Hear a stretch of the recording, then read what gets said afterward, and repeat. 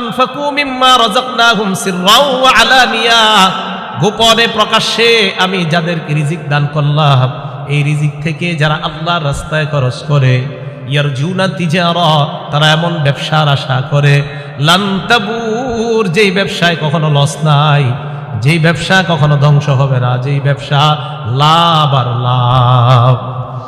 কোরআন পড়লে, নামাজ পড়লে, দান করলে কোনো লস নাই, তা লাভ কি? ফাতিরের 30 নম্বর আয়াতে আল্লাহ বলেন, লিওয়াফিয়াহুম উজুরহুম, আল্লাহ তাদেরকে যেন তাদের পরিপূর্ণ প্রতিদান দিয়ে দেয়। ওয়ায়াজিদাহুম মিন ফাদলি, আল্লাহ যেন তাদেরকে প্রতিনিয়ত তাদেরকে অনুগ্রহ বৃদ্ধি করে দেয়।